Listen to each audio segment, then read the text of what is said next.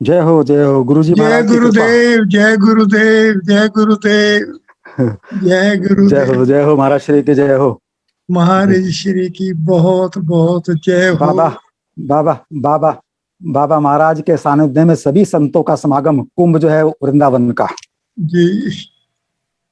हाँ, सभी संतों का समागम ही बसंत है। हाँ, वही बस। जहाँ जहाँ संत एक से अनेक हो गए, और बाबा का जो स्वरूप है उसने सभी संतों को ब के साथ जोड़ करके बसंत में जो अपने को एक रस धारा में प्रवाहित करा दिया।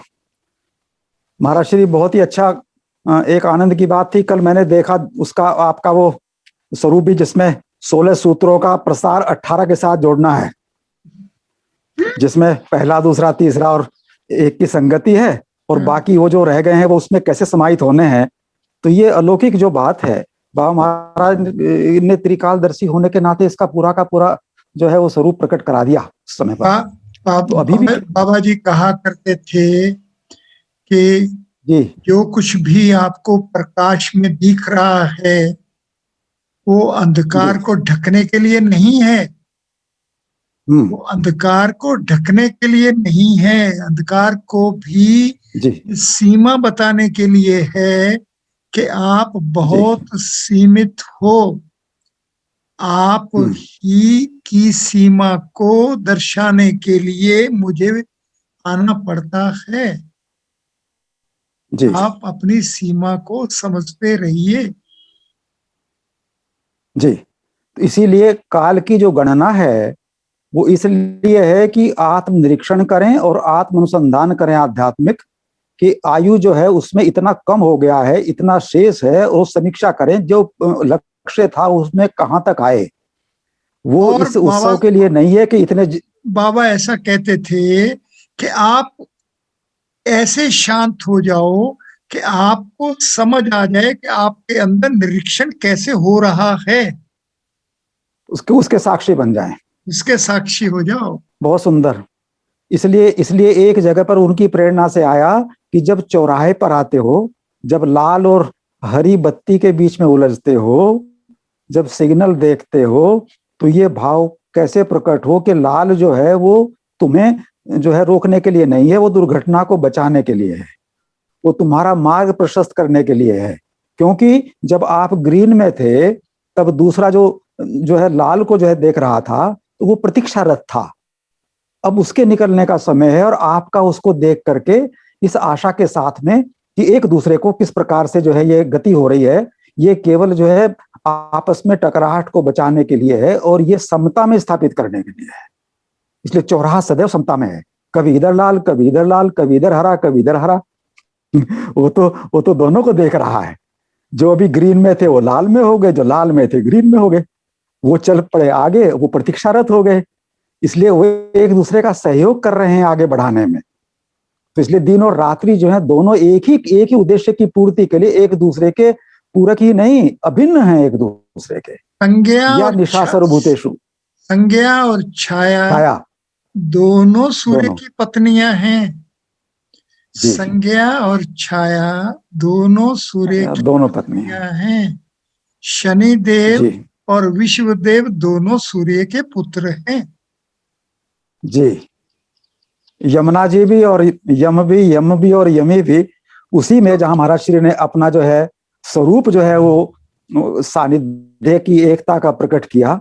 और दूसरा ये किया कि मैं किसी और के साथ संगति नहीं, योगी सम्राट देवरा बाबा सरकार जहां पहले से ही विराजित हैं, जहां यमुना जो है वो धन्य अपने को अनुभव कर रही है। ये जो स्वरूप है, ये चेतना, ये उन्हीं के साथ मिलकर लोक मंगल के जो कार्यों का जो स्वरूप है वहीं से निर्धारण करती है। इसलिए वहां पर और किसी का वो नहीं है। तो इसलिए हमको जो ये चेतना जो है संतों के साथ जोड़ने का जो बाबा महाराज की कृपा का स्वरूप है, जहां जहां वो जोड़ रहे हैं वो उन्हीं की चेतना और हमको धन्य करने के लिए उनकी कृपा का स्वरूप। इसलिए वो अपने स्वभाव को ही ध्यान में रखकर कृपा हो सकती है, हमारे स्वभाव को ध्यान में रख के नहीं हो सकती। इसलिए प्रार्थना यही रहती है कि मेरे स्वभाव को मत देखो, आपका कृपा का स्वभाव है इसलिए कृपा करो। तो मैं कृपा का जो निवेदन है, कृपा की जो याचना है, वो इसलिए कि आपका स्वभाव ही कृपा का है। इसलिए मुझको ये भाव रहे, सदैव रहे। पूज्य श्री श्री राधा बाबा जैसे संतों ने और पूज्य श्री भाई जी के माध्यम से, और जो षोडश की जो बात आई है, कल भी सूत्रों की आई और षोडश अध्याय की आई, और उसमें है 18, लेकिन उस 16 में से 18 जो रहे हैं उनका किस प्रकार से जो है वो गोपनीयता प्रकट होती है रसधारा में, और किस प्रकार से ये सारा का सारा जो स्वरूप आगे धारण होगा। तो वो वृंदावन का जो चिन्मय स्वरूप है वो इसलिए कि वो स्वयं ही अपने को जो है वो अंतर्धान किए हुए है। महारास में जब ये स्थिति आ जाती है कि इस रस को अब जो है अवांछनीय तत्व जो इसके पात्र नहीं है वो भी स्वतः ही ग्रहण कर लेंगे, चूंकि ये सबके लिए समर्पित हो गया है। और ये गोपी मेरी भोली, ये जो इनको भी थोड़ा सा जो है देह के अभिमान में आ गई हैं, तो देह का संबंध पूरे संसार से है, और ये रस जैसे ही छलकेगा तो फिर ये अमृत जो है उस प्रकार की स्थिति में आ जाएगा, समुद्र मंथन में थोड़ी सी त्रुटि से वो जो है चला गया वहां पर। तो फिर क्या हुआ कि वो अमृत प्राप्ति वाले को अभिमान इस बात का होता है कि मैं तो अमृत हो गया, मैं तो अमर हो गया, मैं जो चाहे करूं। इसलिए प्रतिष्ठा की आड़ में, महाभारत श्री की भाव से ये बात है कि प्रतिष्ठा की आड़ में, प्रतिष्ठा के जो है झरोके से जो विकार आते हैं उनका कैसे निदान हो। इसलिए प्रतिष्ठित जो है जब वो करता है विकार, वो सोचता है कि मुझे क्या फर्क पड़ने वाला है, मैं तो सुरक्षित हूं, मैं तो अमर हूं, मेरा क्या नुकसान होगा, इसलिए मैं भी थोड़ा सा भोग कर लूं। इसलिए देवत्व में भी वो आसुरी का जो स्वरूप है वो विराजमान रहता है, और आसुरी कहता है कि ये देवत्व की जिसकी आप बात कर रहे हो ये हम में भी है, परंतु ये भेद क्यों करते हो? जब देवासुर दोनों ही आपका स्वरूप है, देवासुर संग्राम का, तो इन देवताओं को बता दो कि आप हमारे आसुरों के उद्धार के लिए आए हो, क्योंकि हमारा अवलंबन तो केवल आप ही हैं। हमको तो केवल गुरुजी महाराज में आप ही का दर्शन होता है, हमको तो शुक्राचार्य जी के ही प्रति निष्ठा है, हमें किसी और से कोई लेना देना नहीं है। और देवत्व तो कहता है कि हम तो अपनी उपासना से, पूजा से, अपने तप के बल से, अपनी साधना से जो हरि को प्राप्त कर रहे हैं। तो आप इनको बता दो कि इनकी तप से, बल से, ज्ञान से, इन सब से आप प्राप्त होने वाले नहीं हो। आप तो इनकी तपस्या में होने वाली बाधा को दूर करने आए हो, और हमने उस बाधा को स्वीकार किया आपकी प्राप्ति के लिए। हमारा उद्देश्य इनको तंग करना नहीं है, इनके यज्ञ को भंग करना नहीं है, परंतु ये यही इस यज्ञ में कहते हैं कि हम इसमें सहभागी नहीं है, इसके अधिकारी नहीं है। तो लेकिन ना हो, लेकिन यज्ञ भी तो आप ही का स्वरूप है, तो क्या हमें कोई आपके स्वरूप से भी वंचित करेगा? अगर ये करेगा तो फिर ये तय कर लें, ये आपके भरोसे हैं सीधे, और आप भी इन्हीं पर कृपा करके बताते हो भाई मैं आपके लिए आया हूं, लेकिन ये हमें मालूम है कि हमारे लिए आए हो, तो इनके सामने भी कह दो ताकि इनका अभिमान दूर हो जाए कि आप हमारे लिए आए हो। क्योंकि हमें तो आता ही नहीं कोई तप बल तप कुछ, हमारा उद्धार कैसे होगा?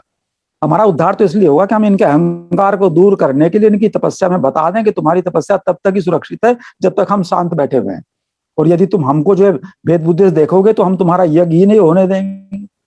तभी तो विश्वामित्र जी ने कहा कि भाई मैं क्या करूं, जिसका यज्ञ है, जो जिसके लिए कर रहा हूं उसको ही इसकी रक्षा कर सकता है। तो कहां वो चला गया, ध्यान करके देखा कि अरे वो तो अवतार ले लिया और मेरे ही वंश में अवतार ले लिया, और मैं अपने तपोबल से जो है वो ब्राह्मणत्व को और ब्रह्म ऋषि की उपाधि के लिए ये करता रहा। जब सब कुछ उन्हीं का है तो ये परिवर्तन करने में इतना समय मैंने इतना जो ये लगाया है लोक मंगल से हट करके स्वयं को प्रतिष्ठित करने के लिए, इसकी पुनरावृत्ति ना हो, इसलिए यज्ञ की रक्षा कराने के लिए पुनः चले गए उन्हीं के पास जो यज्ञ से ही उत्पन्न हुए हैं। कभी जब वहां पर कहा उन्होंने कि हे दशरथ जी, मुझे यज्ञ की रक्षा के लिए आवश्यकता है, यज्ञ जो है जिनका स्वरूप है उन्हीं का है, परंतु उन्होंने कहा कि मैं तो इसमें ये नहीं कहा कि यज्ञ से हुए हैं, ये कृपा से हुए हैं। उन्हें कहा कि ये मुझको जो प्राप्ति हुई है इस अवस्था में आकर के, तो इस रस से मुझे वंचित ना होने पड़े, तो मैं इसमें से दे नहीं पाऊंगा। तभी वशिष्ठ जी ने उस भेद को मिटा करके कि आज इनका उद्देश्य यज्ञ की रक्षा है, आज इनका उद्देश्य ब्रह्म ऋषि की उपाधि प्राप्त करना नहीं है, आज ये लोक मंगल के लिए आगे बढ़े हैं। तब वशिष्ठ जी ने हस्तक्षेप किया तुरंत कि हे दशरथ जी, यज्ञ से ही जिनकी उत्पत्ति हुई है, जो अवतार ही यज्ञ से हुआ है, उसी यज्ञ की यदि रक्षा नहीं होगी तो अवतार की लीला ही जो है वो कैसे हो पाएगी? इसलिए इसमें कोई विचार करने की बात नहीं है, तुरंत दे करके अपने को धन्यता का अनुभव करो। और ये इस यज्ञ के सहारे केवल जो है वो स्वयं का ही यज्ञ नहीं, केवल कर्म कांड का ही यज्ञ नहीं, ये उस यज्ञ की भी रक्षा होगी जहाँ गौतम का और अहिल्या का भी मिलन जो है उस रूप में होगा, जड़ता और चेतना का स्वरूप होगा। जहां जो है वो जनकपुरी में धनुर्यज्ञ का भी मिलन होगा। तो इसलिए यज्ञ की सर्वांग जो स्थिति है उसका ये स्वरूप है। इसलिए यज्ञ की रक्षा करने के लिए तो उस यज्ञ का ही ये स्वरूप है।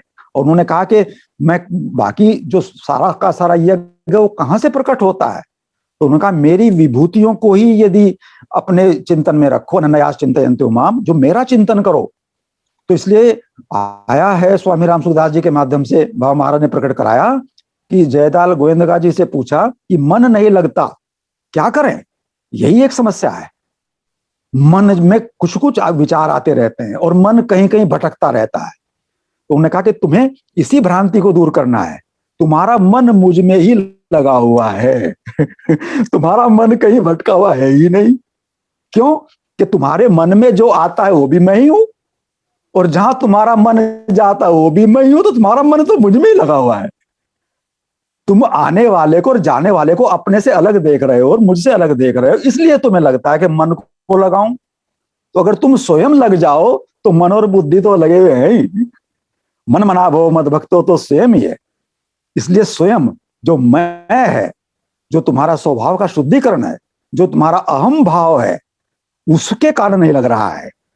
तुम मन का उपचार करना चाहते हो, तुम बुद्धि का विकार दूर करना है। मन का विकार तो दूर हो जाए, क्योंकि मन को तो नियंत्रण करेगी बुद्धि। इसलिए बुद्धि का विकार दूर हो जाए। वैदिक गणित से शिक्षा के माध्यम से जब बुद्धि का विकार दूर होकर के वो अपनी उस अवस्था में आएंगी कि जब उस शक्ति का स्वरूप जो है वो हृदयस्थ विराजमान के साथ जुड़ेगा, तब ये रसधारा प्रकट होगी। तो इसलिए ये जो गणित की बात आ रही थी, इसमें ये भाव आ रहा है कि इस शिक्षा के उन मानक से उनका परिचय कराएं कि संस्कृत का मौलिक इतना सा ज्ञान जो गीता जी के ज्ञान के परिचय करा दे, और गणित का उतना ज्ञान जो संस्कृत को और जो है गीता जी के ज्ञान को उसके प्रति जो है उसको धारण करने की जिज्ञासा उत्पन्न कर दे, भूख उत्पन्न कर दे। उसकी उत्कंठा जागृत करने का ही कार्य वैदिक गणित का प्रारंभिक स्वरूप है।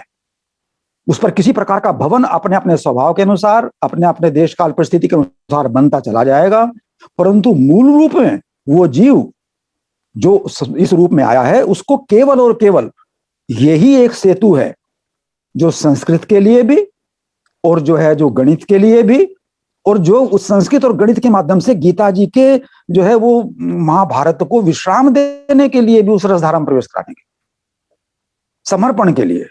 तो उसको पहले से उसका उद्देश्य जो है तय हो जाए, उसमें कोई विचलन ना हो कि मेरा उद्देश्य शिक्षा को प्राप्त करने का, इसको साधन के रूप में प्रयोग करने का, इस जन्म में ही उस अनादिकाल से चल रहे महासंग्राम को विराम देने के लिए है ये मनुष्य जन्म। इस पर केंद्रित करके महाराज श्री का पूरा जो चिंतन अलग अलग स्थानों पे होता रहा।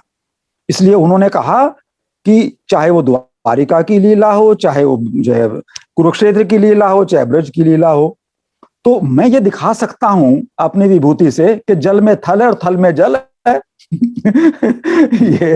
ये जो द्वारका बना दी, मैंने समुद्र से कहा कि तुम्हारे पास भी थोड़ी सी तो भूमि है, अपनी भूमि में जो है मेरी द्वारका बना दो, जल में थल। तो उन्होंने कहा कि फिर बाद में कि तुम ही रखो अपने को, मुझे क्या जरूरत है, मेरे पास तो ब्रज है अपना। और फिर ये ब्रज की जो है ये कहाँ जाएंगे, जो ब्रज की जो शक्ति आपके साथ रही है, ये जो रुक्मणी जी हैं जो लक्ष्मी स्वरूप है, कहाँ जाएंगे, ये भी ब्रज में चली जाएगी अनंत कोटि विष्णु लोक नम्र पद्मा, ये भी अपना स्वरूप रसधारा के लिए चल रही हूँ, जिसलिए आई हैं अपना गंतव्य प्राप्त करेंगे। उनका कुरुक्षेत्र में भी ये सारा का सारा जो भीष्म पितामह प्रतिपादित कर देंगे कि भाई सबका उद्देश्य इस महासंग्राम को इस रूप में देह से ऊपर उठकर और उस भाव में प्रवेश करने के लिए ही है। इसलिए जब भी ये बोध हो जाए कि ये संग्राम जो है वो तभी तुरंत जो है इच्छा की उत्पत्ति हो जाएगी। तभी भीष्म पितामह को ये जो कठिनाई हो रही थी कि मैं तो इच्छा मृत्यु को प्राप्त हूं, जब इच्छा होगी तभी मृत्यु होगी। इसी वरदान के कारण जो है दुर्योधन का संबल बना हुआ था कि जब इनको इच्छा मृत्यु है तो ये सबको मार के ही मरेंगे चाहे कोई परिस्थिति आ जाए। तो इसलिए जब ये सबको मार के मरेंगे तो मुझे कौन मार सकता है, जब इन्हीं को नहीं मार सकता और ये सेनापति हैं तो फिर मुझे कौन मार सकता है। इसी कारण से जो है उसका स्थिति बनी हुई थी। द्रोणाचार्य को और को लेकर के नहीं थी, लेकिन भीष्म पितामह के इच्छा मृत्यु के वरदान, जिसलिए जब वो दिव्य संवाद हुआ सामने आकर के भक्त का जो है प्रतिज्ञा पूरी करने के लिए, तब भीष्म पितामह ने कहा कि मुझे इच्छा मृत्यु का वरदान प्राप्त है, इसलिए मुझे युद्ध में कोई परास्त नहीं कर सकता। मैंने गुरु जी के साथ भी, परशुराम जी के साथ भी इस युद्ध का जो हरि ने कि ये ठीक है कि आपको इच्छा मृत्यु का वरदान प्राप्त है, परंतु मेरी सृष्टि में जो देहधारी है उसका ये वरदान लोक मंगल के लिए ही उपयोगी है, ये स्वयं के भोग के लिए नहीं है, ये उसके उद्देश्य को पराजित करने के लिए नहीं है, ये उस रस धारा का विक्षेप नहीं है। इसलिए ये सही है कि मृत्यु जो है इच्छा से ही होगी, परंतु इच्छा उत्पन्न कौन करेगा? कब हो सकती है इच्छा? इच्छा मैं उत्पन्न कर दूं तो अभी अभी आपकी इच्छा हो जाए। उन्होंने वो इच्छा उत्पन्न कर दी और भीष्म पितामह ने कहा मेरा तो मरने का मन हो गया है। उन्होंने कहा ये पकड़ो अपनी लकुट कमरिया। तो जैसे ही आया और कहा संजय ने कि मैं देख रहा हूं भीष्म पितामह मूर्छित होकर के और गिर पड़े युद्धभूमि के बीच में, धृतराष्ट्र ने कहा ऐसा कैसे हो सकता है, ऐसा कैसे हो सकता है, ऐसा कैसे हो सकता है? अरे संजय पूरी बात सुनाओ, मैंने ठीक से सुना नहीं था, तुम तब से सुना रहे थे। क्योंकि मेरा तो एक ही बात पर था कि भीष्म पितामह का क्या हुआ, भीष्म पितामह ने किसको जो है आज पराजित किया। क्योंकि मेरा तो वही एक स्वरूप है, जब उनको इच्छा मृत्यु तो बाकी को सुनने से मुझे क्या करना, बाकी तो जो है केवल युद्ध का वर्णन है। लेकिन जिसके आधार पर जो मैं सुनने को व्याकुल हूं, यह कि भीष्म पितामह ने क्या आज है लीला कर दी। तो जब ये लीला का स्वरूप इसमें आ गया तो ऐसा कैसे हो सकता है? तब उस 10-11 दिन के बाद में पुनः जो है धर्म क्षेत्र कुरुक्षेत्र में तब उसका जो है पुनरावृत्ति जो धृतराष्ट्र को सुनाई। धृतराष्ट्र ने उसको उस रूप में सुना। जब धृतराष्ट्र जी ने उस रूप में सुना तब उनके सामने ये बात आई कि अरे ये गीता का ज्ञान जो है उसी बीच में जो है विराट का स्वरूप आया। और जब संजय ने बताना शुरू किया तुमादिदेव पुरुष पुराण तुमस्य विश्वस्य परम मुदानम, मैं देख रहा हूं अर्जुन जो है इस प्रकार हो रही है, और तो धृतराष्ट्र कहने के युद्ध भूमि का वर्णन कर रहे हो या अपने मन से कुछ सुना रहे हो? तो संजय ने कहा नहीं, जो देख रहा हूं वही सुना रहा हूं, कि ये तो है ही नहीं, हो नहीं सकता युद्ध में ऐसा। कि हाँ ऐसा ही हो रहा है। जब सब कुछ सुना तो धृतराष्ट्र को भी इसका लाभ मिला, क्योंकि गीता का ज्ञान धृतराष्ट्र ने भी सुना संजय से। इसलिए उन्होंने कहा कि मेरे भक्त की जो है जो इस गीता के ज्ञान का प्रचार प्रसार करे, जो इस गीता के ज्ञान को जो है वो स्वयं जो है वाणी से प्रकट करे, और जो इसको जो है श्रवण भी करे चित्त लगा करके, उसका भी विनाश नहीं होगा। तो धृतराष्ट्र को भी वो गति तो प्राप्त हुई, लेकिन जीवन में जो रस है उससे वंचित होना पड़ा। इसलिए हम सबकी, बाबा महाराज कहते हैं कि तुम सबको जो जुड़े हुए हो तुम्हारी दुर्गति तो नहीं होनी, परंतु मनुष्य जन्म में जो रस के लिए उत्पन्न हुआ था उससे वंचित होना भी सबसे बड़ी क्षति है, सबसे बड़ी क्षति है। जीवन रस में नहीं हो पाया, जीवन रसहीन बीता, तो देह की गति अपनी हुई, लेकिन इस देह से जिस रस का अनुभव करके जिसको धारण करके होना था उससे वंचित होना पड़ा। ये जीवन का रस लेकर के लोक मंगल के लिए समर्पित होना है। इसलिए उस रस के आलोक में जब लोक मंगल की स्थिति होगी तब एक ही यंत्र जो है उसका विशुद्ध यंत्र बन करके, और वो फिर अकेले में ही सारे के सारे उन संकल्प के माध्यम से जो है उसको पूरा करने के लिए आगे बढ़ जाएगा। रामकृष्ण परमहंस की जो है वो चेतना होगी और सेवा का स्वरूप जो विवेकानंद का होगा। और जब 32-36 वर्ष में आगे पूछे अब क्या करूं, अब कुछ नहीं कर सकते, क्योंकि इस देह में वो शक्ति उस संकल्प की है, परंतु उसको धारण करने वाला कोई उत्तराधिकारी नहीं है। इसलिए एक ही है कि ये विरासत कौन संभाले। ये विरासत जो है जैसे संभले, नई देह का स्वरूप धारण हो जाए तो फिर वो लीला जो उस देह के माध्यम से होनी है। इसलिए जो है ये जो युगल सरकार की चेतना है, ये हम सबके माध्यम से उस लीला को अनवरत चलाए रखने के लिए ही जन्म और जो कर्म है और जो ये पुनः विसर्जन है देह का, उसके माध्यम से ये लीला चलती रहेगी जब तक सृष्टि कर्म रहेगा। अनेक रूप आए विष्णु प्रभु विष्णु, उसमें केवल नाम और रूप बदलेंगे, लीला वही होगी। इसलिए ये बोध जब होगा कि फिर करना ही क्या है, जब इसका नाम और रूप ही बदलना है, वो तो अभी भी बदल रहा है, तो फिर क्या होना है कि मुझे इस ज्ञान को, इस आलोक में केवल जो है असत को और सत का जो विवेक है उसका सदुपयोग करते हुए उस अमरता में प्रवेश करके और उनकी लीला का उपकरण बन, और फिर जो है जो वो चाहें जो यंत्र इस प्रकार का होगा उसके माध्यम से सारा का सारा सब कुछ एक ही समय पर एक ही स्थिति हो जाएगी। तो इसलिए उन्होंने कहा कि उनके साथ जब संबंध बोध की ये जागृति होगी, जब ये संबंध बोध का दिव्य जो स्वरूप धारण होगा, तब ये अनुभव स्वतः ही हो जाएगा कि वो सर्वत्र हैं, हरिव्यापक सर्वत्र समाना, सर्वत्र हैं तो यहाँ हैं, वो जो हैं सदैव हैं, तो उनको काल से व्याप्त नहीं है, हर हर काल में हैं, और वो सर्वज्ञ हैं, इसलिए उन्हें कुछ बताने की आवश्यकता भी नहीं है, क्योंकि मैं जो कुछ जानता हूं वो उन्हीं की जानकारी है। वो सर्वज्ञ हैं, और सर्वज्ञ हैं तो जानते हैं, लेकिन जानने के बाद भी फिर क्या है कि जानता तो हो लेकिन सामर्थ्य ही ना हो, कल्याण करने की सामर्थ्य ना हो। परंतु उन्होंने कहा कि वो सर्वज्ञ भी है और सर्वसमर्थ है। किसी की त्रिविध सृष्टि बनाई, संग कोई दूजा नहीं है, कोई दूजा नहीं है।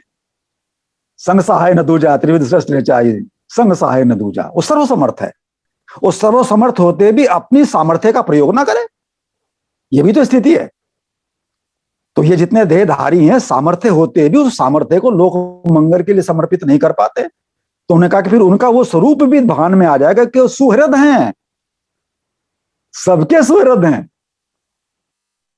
तो इसलिए सबके हितकारी हैं, उनका स्वभाव ही जो है वो कृपा का है।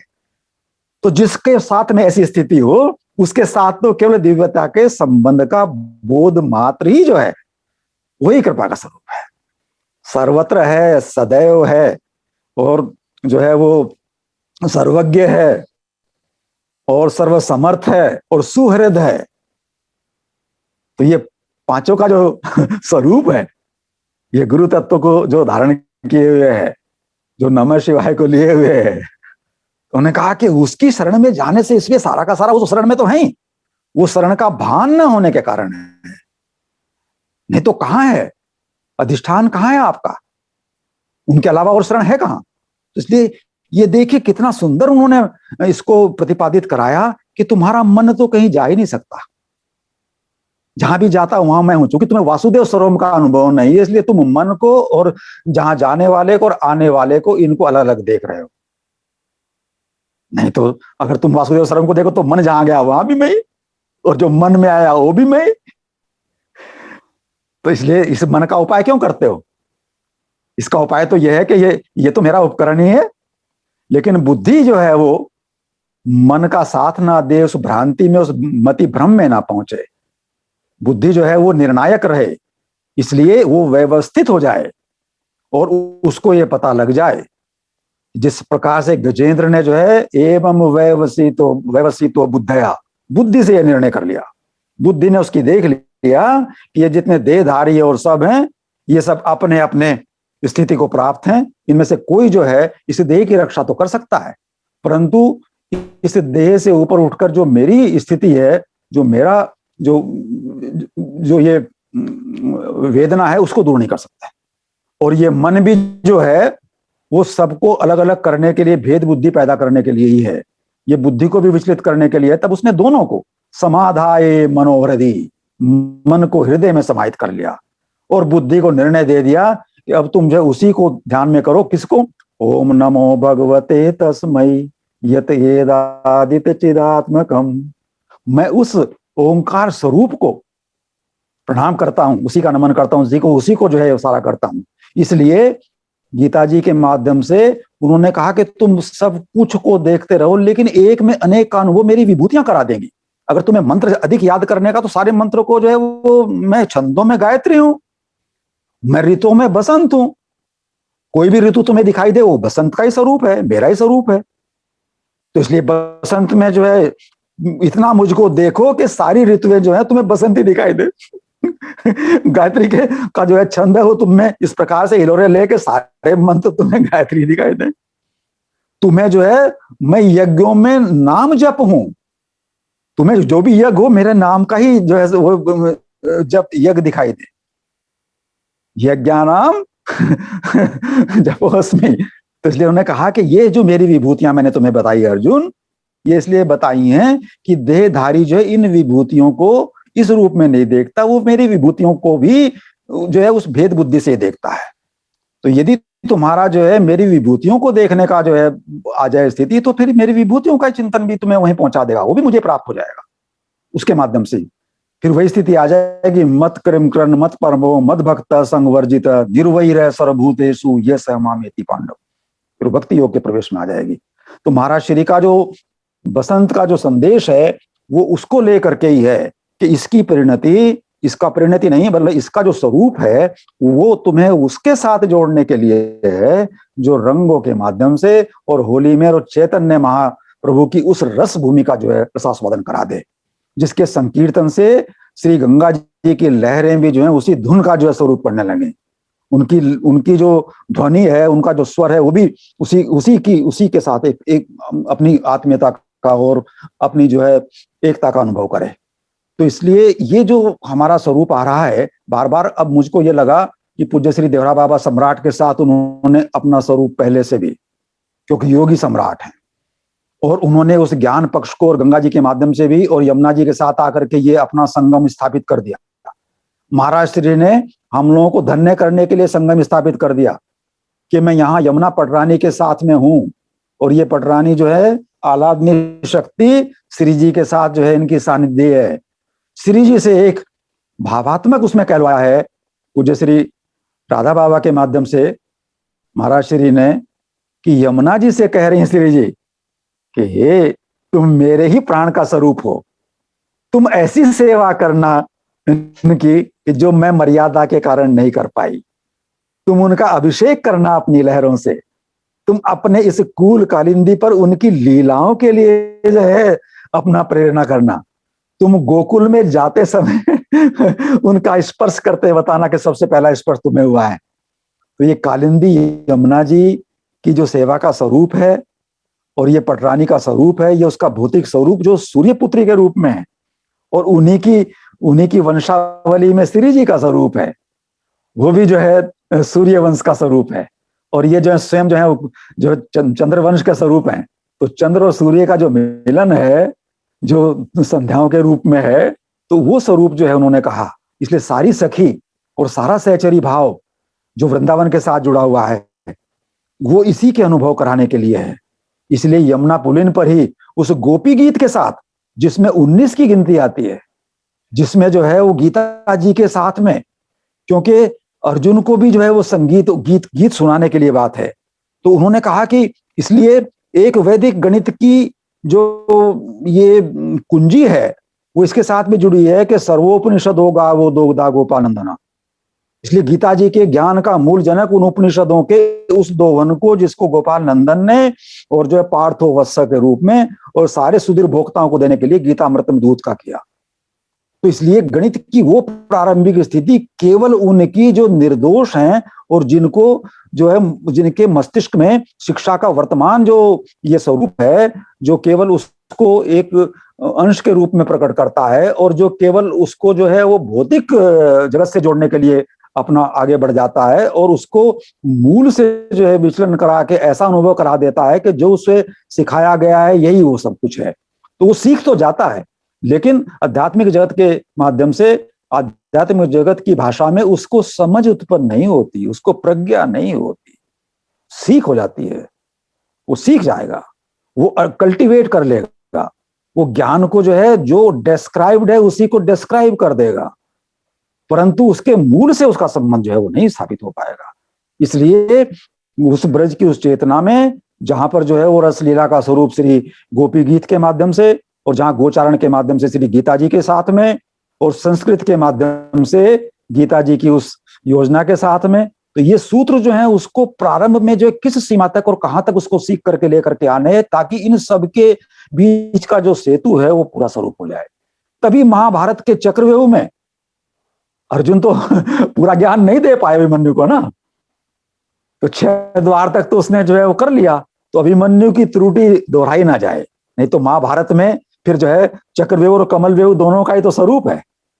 तो चक्रव्यूह का भेदन हो तो कमलव्यूह में आए, कमलव्यूह जो हृदयस्थ कमल में जाएगा। तो इसलिए चक्रव्यूह के भेदन में अभिमन्यु की कोई त्रुटि नहीं है, परंतु उसको ये विश्वास है कि 7वें द्वार पर जो है अगर नहीं गया तो भावना में आकर के उसने उन सब के कहने से जिनको पहले का भी ज्ञान नहीं था उनके साथ चल करके यात्रा प्रारंभ कर दी, और 7वें पर जाकर के सबने कहा, सब पहुंचे नहीं 7वें तक, और उसने पीछे देखा ही नहीं मुड़कर, क्योंकि यह तय हुआ था कि 6ठे को पार करके 7वें पे सब जब मिलेंगे तो 7वें को सब मिलकर के तोड़ देंगे। लेकिन अभिमन्यु को यह ज्ञान नहीं था कि इनमें से पहले तक भी नहीं पहुंचेंगे सब। तो बाबा महाराज का कहना है कि तुम सब उनको सहयोगी बनाए हुए हो जो अभी जिनका प्रवेश ही नहीं हुआ है, और उनके आश्वासन पर और उनकी भावुकता पर यह विश्वास किए बैठे हो कि जब मुझे आवश्यकता होगी तब ये मेरा सहयोग कर देंगे। वो कर ही नहीं पाएंगे, क्योंकि तुम आगे निकल गए और पीछे रह गए, और आगे का तुम्हें पता नहीं है, पीछे से वो नहीं आ पाए, अब तुम अभिमन्यु चक्रव्यूह में फंस गए। तो वो स्वयं जो है उस योगेश्वर का शिष्य होते, और अर्जुन धनुधर का जो है शरीर धारण किए हुए भी तब भी चक्रव्यूह को भेद नहीं सकता है। क्यों? क्योंकि उसकी त्रुटि यह है कि उसने देह के स्तर पर जो निर्णय लिया, केवल देह के स्वरूप में उस चक्रव्यूह को जो है जो सीखा और सेना के माध्यम से किया, तो अर्जुन भी वही कर रहे थे। इसलिए उन्होंने कहा कि गीता के ज्ञान से तुम्हारा और कुछ नहीं बदलेगा, तुम्हारी युद्ध के प्रति भावना बदल जाएगी। अभी तुम राज्य प्राप्ति के लिए महाभारत का युद्ध कर रहे हो अर्जुन, तुम्हारा लक्ष्य जो है इस बात को लेकर के है कि कैसे दुर्योधन को सबसे इनसे राज्य लेकर के युधिष्ठिर को राजा बनाए। अब जब तुम्हें राजा बनाने की बात है तो यह महाभारत का जो है जय और पराजय का विषय है, इसमें मैं नहीं आता हूं। जब तुम्हारा विषय जो है लोक मंगल का हो जाए और महाभारत जो है तुम्हारे लिए साधन बन जाए और साध्य मैं ही हो जाऊं, तब तुम्हारी भावना बदल जाएगी महाभारत के प्रति। तो अब तुम करिष्ये वचनम तव को लेकर के यत्र योगेश्वर कृष्ण यत्र पार्थो धनुधर की भावना से महाभारत में आओगे।